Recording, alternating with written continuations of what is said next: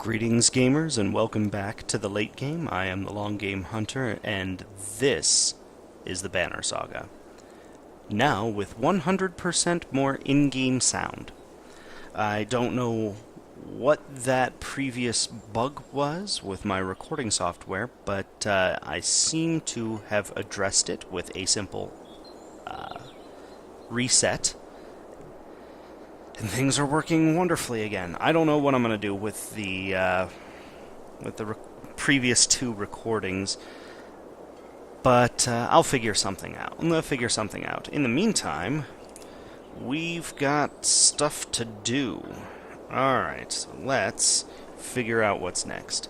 Town is nothing but ghosts, and now covered in more dredge bodies, too. Remarkably, as you're about to leave, you find an old man sitting quietly in a tattered market stall, with a couple of items in front of him. He hums to himself as if nothing were wrong, and seems to be in shock. Your clansmen gather him into the caravan before you leave. Okay. Poor morale. Wonderful. So good. No supplies. Oh. Damn. That is not good. Okay. Very not good. I don't know if we've ever spoken. I'm Nid. You're Rook, I know. We've actually been traveling together for a long time. Isn't it strange how you can be so close to people and not know them? Every day I pass people I swear I've never seen before. I wanted to thank you for letting me join you. Have you always been such a good shot? Where are you from? You're welcome. I should be going. Where are you from? I don't think you're from Skogr. I knew most of the people there. No, I had a house in Frostvelder, but we were driven out when the dredge started to show up. My husband died trying to protect our home. My sons and I were thrown out into the fields. I'm sorry. Ekil's men killed my husband. Now Ekil is traveling with us. For a long time I was angry. Why did he get to live? Why did you decide for the rest of us? You look away momentarily, not sure what to say. But I've let it go. I have 3 sons, and I don't want them to grow up with hatred in their hearts. That's why I wanted to thank you. You consider your response. Have you always been such a good shot? Honestly, I never even tried before Oddleaf made me. I spent my whole life making clothes, cleaning. Oddleaf's good, but I don't think it was all her doing. It feels right. I just look where I wanted to go. Anyway, I feel better. The caravan, the people, worrying all day and making problems. Sometimes they really stew in their misery. I'm glad I can do something helpful. You're welcome. I should be going. Don't think anything of it. We all have our own problems to deal with. Let me know if you need me to put an arrow in something. She returns to her tent, where her boys are waiting for her. Nifty little character. Ugh. Just ugh. Well, I think we're going to start watching people starve. Starve a lot. And that's really depressing. But we gotta get moving. Oh my.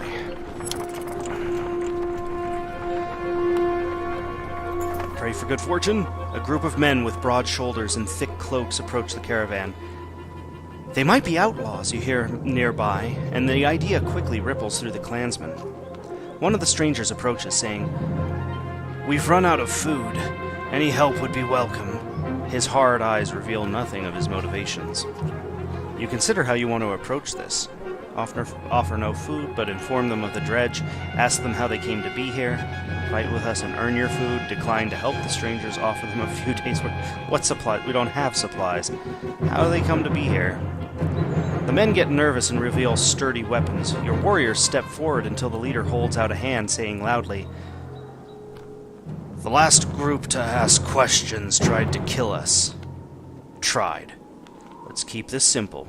Will you help us or not? Fight with us and earn your food." The men look surprised by your offer. In short order, they join the caravan and start sharing tales and drinks. Unfortunately, it is less than a day later that you discover they've vanished along with a sizable portion of your supplies. Ha! Sizable portion of nothing is, well, let's see. Nothing. Divided by nothing. Carry the nothing. Okay. All 3 of my supplies.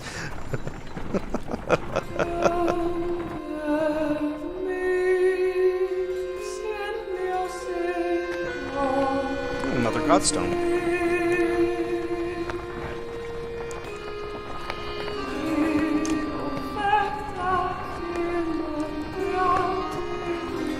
Oh, that's a fantastic bit of not food. It's awfully pretty not food. The godstone for Ingrid, goddess of knowledge, looks on as the caravan takes a much-needed rest. Ivor shoos some children away from a solitary dredge slinger lying dead beneath the stone. Should we be worried about that? You ask Ivor, pointing to the dredge body. I don't think so, he replies. Still, couldn't hurt to have a few guards look around. Hours pass without warning.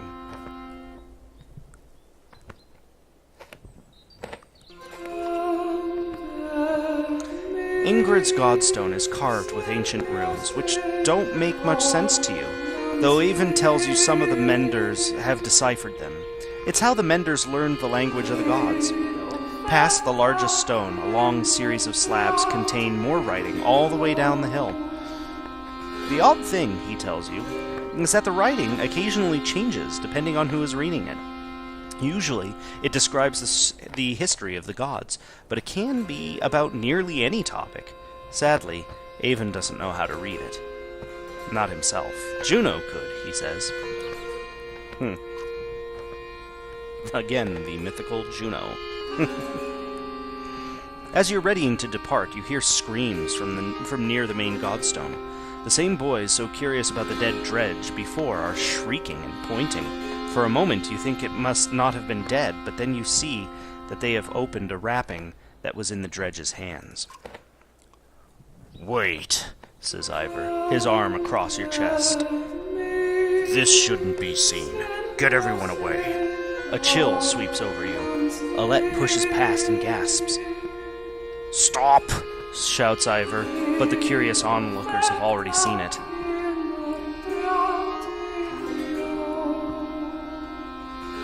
Leave it! On the ground before the dead slinger is a small, stony figure, its hands searching for something it can't find. That's a baby. That dredge is a woman? We've been killing women. We've been slaughtering women and children this whole time. Leaving them to die? In a war, it's only the males who fight. We've been fighting these dredge the whole way. Why are women and children on their backs attacking us? They're not invading. They're running. Everyone stops dead in their tracks. The entire caravan is gathered around, aghast.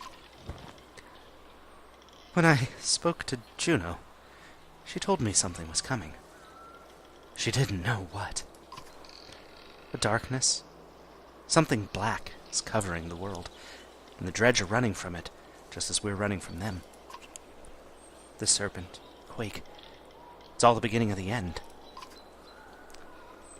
Ivor, you knew. Why? Why didn't you say something?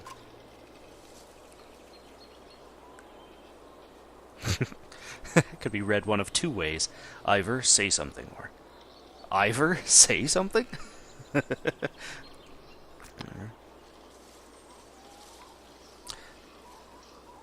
Ivor? When I was young, I killed one of the Sundra during the Second Great War. We called it Rays. Every time we would build our defenses, it would flatten them and push us back again. I became separated from the rest of the Varl and stumbled upon Rays deep in a snowstorm. Alone. She was nursing. I threw my axe. It twisted in the wind. Her son died in her arms. She was so pathetic, kneeling in the snow. She didn't even try to stop me when I took her head. That's how I killed a Sundra. When I found my way to Grofheim, the Varl wanted to make me Kendra, next to be king. I left, walked until I ended up in Skogra, where no one knew what I had done. The only sound is the wind blowing through the trees. That's dark. Okay. Wow. For a long time, nobody says a thing, until a child breaks the silence. What do we do with the baby? She asks. A lump forms in your throat, looking at the small obsidian creature squirming before you. Put it to a vote, insist on taking it with the caravan, insist on leaving it behind. Stay out of this one.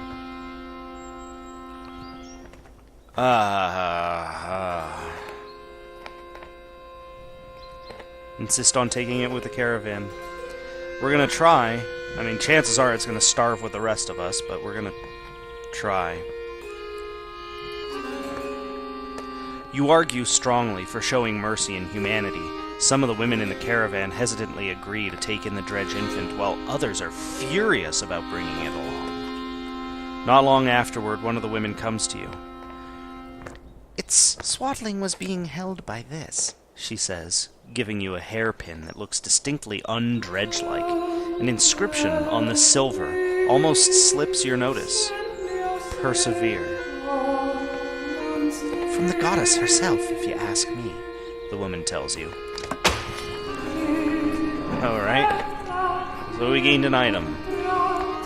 No food. So yeah, gained a little bit of awfully pretty not food. Awesome. Yep. Now begins the long, slow starve. You're making the usual rounds when you hear a rather loud debate coming from the area that Varl have gathered. Ivor joins you as you approach.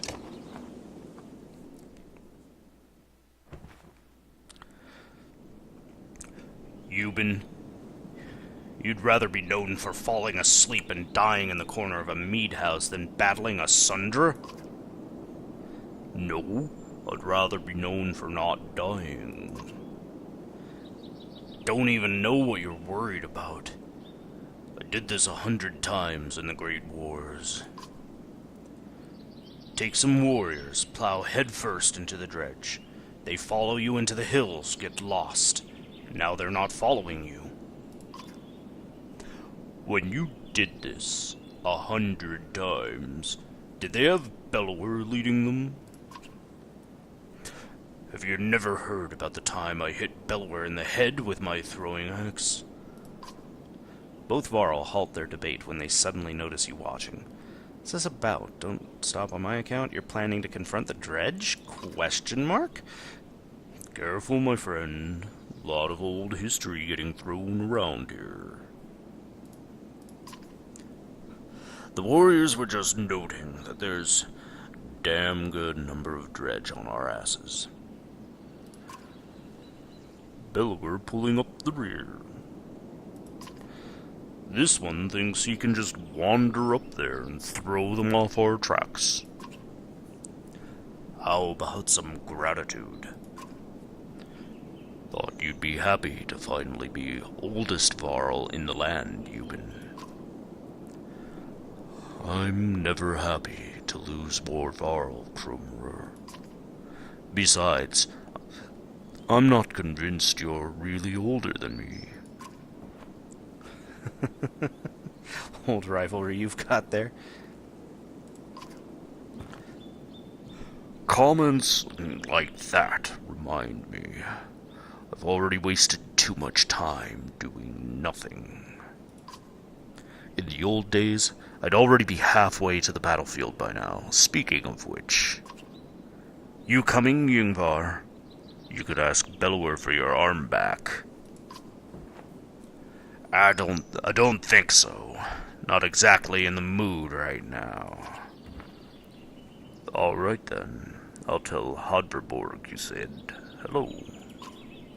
Krumr and a good many Varl warriors head out toward the growing army of Dredge. Is he going to come back? He always has before. But this feels different, I fear. Okay. Well, that's not great. We should have had way more Varl than that coming out of Einartoft. We really should have.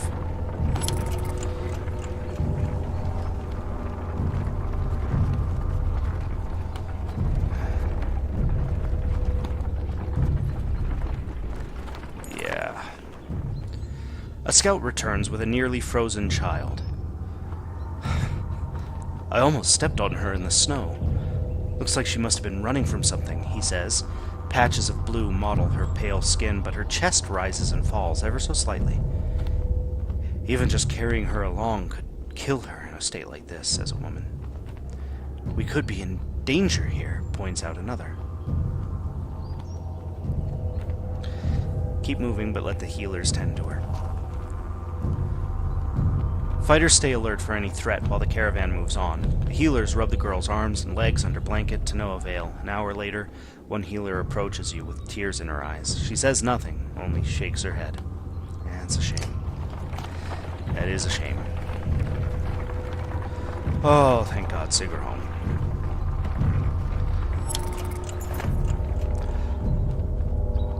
Oh, hey there, alright.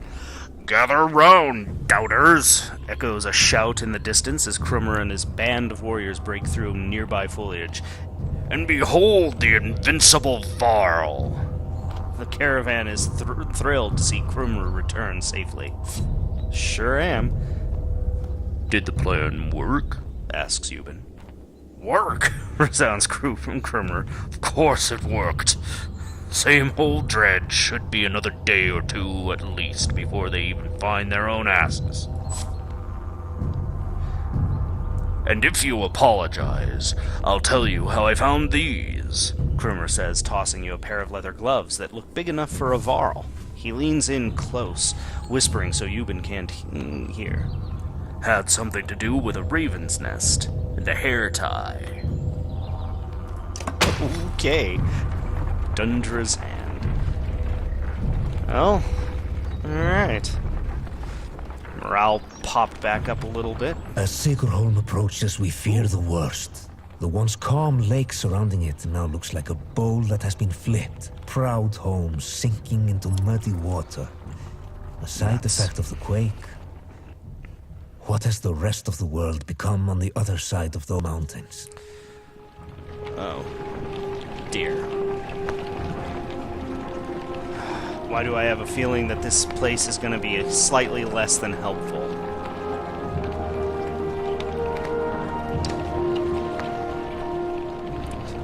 Probably significantly less than helpful looking at it.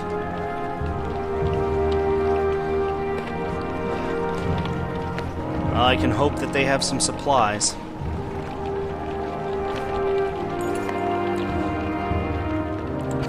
One catastrophe to another, says Oddleif as you pull into Sigrholm. The town appears to be sinking into the lake. Townspeople peek from dark windows and makeshift hovels further up the hill. No, says Avon, looking frantic. Where is she? He runs to the front of the caravan, looking out over the water. Juno isn't here, and you get the creeping feeling you're not welcome either. Going upriver looks out of the question.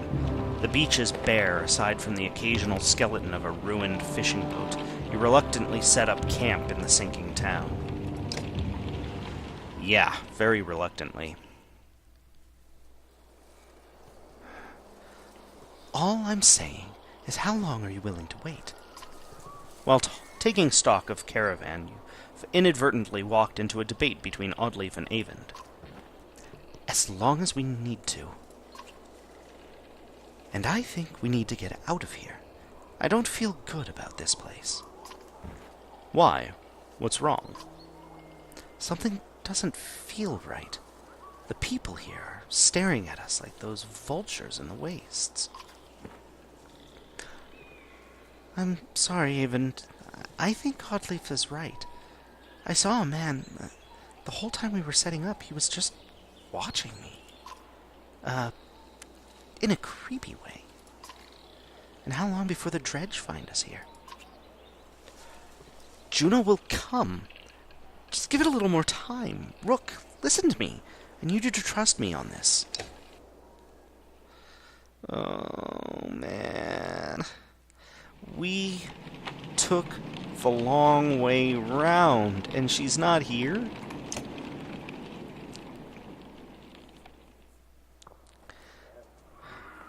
You're really worried about her, aren't you? What? Oh, Juno. Worry doesn't even begin to describe it. If she doesn't find us here, or something has happened to her... Are you sure what you saw was real?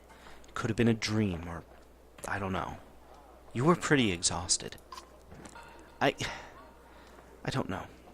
To be honest, I'm not sure anymore. Everything is a blur. Don't tell the others I said that. I have to hope it wasn't just a dream. What's it like to be a mender? How exactly does weaving work anyway? Why is Bellower still following us? Why is Bellower still following us? I saw Grofheim as it burned. Avon gets a faraway look in his eyes. The Sundra blew through it like a tempest.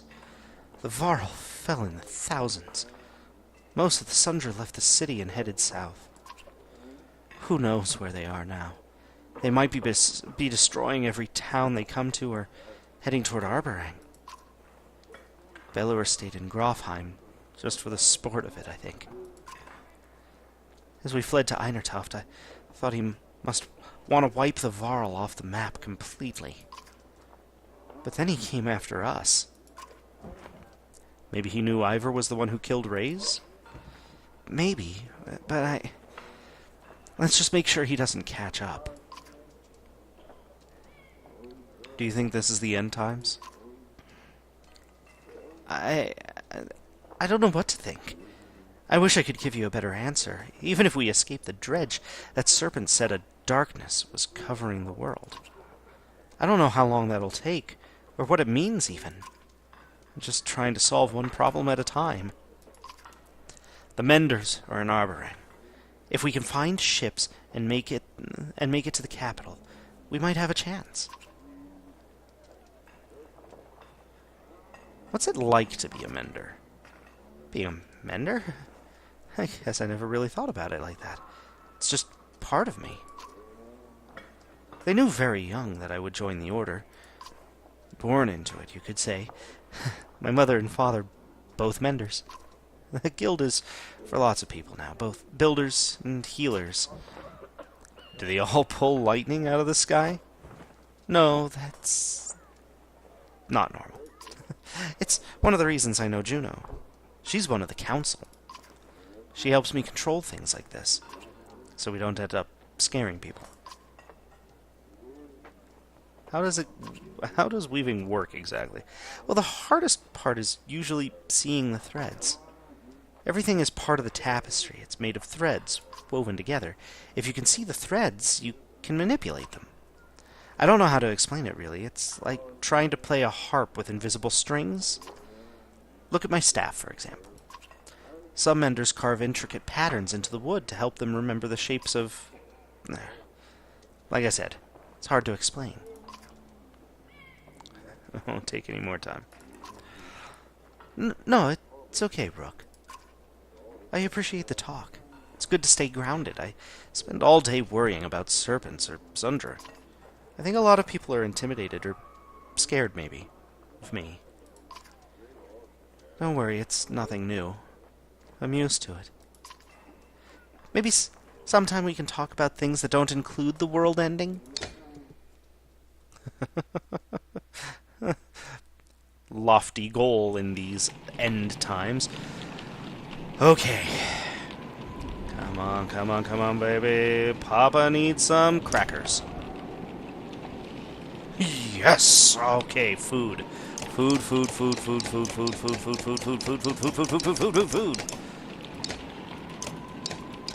All the food? All the food. Slightly less than all the food. Okay.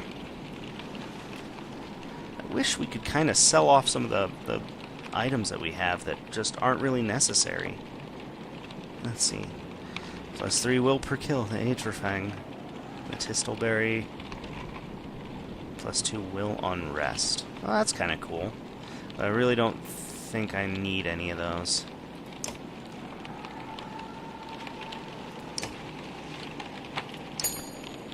Okay. Let's see what we can do with our heroes. Does Let have? No. Does Nid have? Of course not. Does Krummer have? Why, yes. Yes, he does. It's Oddleaf. Maybe. Rook. I think it's high time we promoted this guy.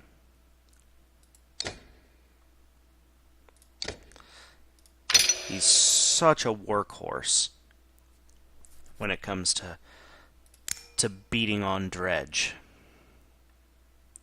He's just so good.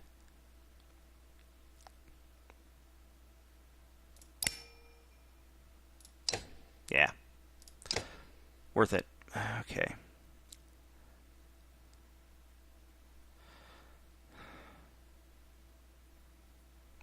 And I think we're going to save the rest of that renown just in case we need the... just in case we need to buy the rest of the town's supplies. Next time we get into a fight, we're going to take a look at some of these items as well. Ooh, Dunger's Hand. Has to be a level 5 character. So we're going to need to... Well, I suppose I could give it to Avend. That would give him a little utility. Not enough people standing next to each other? Alright, whack them in the face with these gloves of Varl strength. And this, +1 strength resist? Huh, okay. Interesting. Alright, well, I think that's going to be it for this episode. Let's see if resting here a day or two will get Juno. All right, come on, baby, come on. Scuffle has broken out in front of the houses. "Thief!" shouts one of your people as a group of strangers flee from your camp. Oddleaf is already running their direction. "They took our supplies!" you hear from nearby. Chase the thieves, try to talk it out with the locals, tell the caravan to get ready and to leave immediately. Ignore the theft and protect the caravan. All the supplies? Chase the thieves. "Come on," you shout, and several join you in the chase. You wander onto a beach where some men have been waiting for you. Some terse words are exchanged about whether anything has been stolen or not. You don't see who draws the first weapon, but it ends the conversation dead. Piss. Alright. Well, that's going to be a fight, and we're going to end the episode here and start the next one with a fight over some food. Great. Well, see you next time in-game.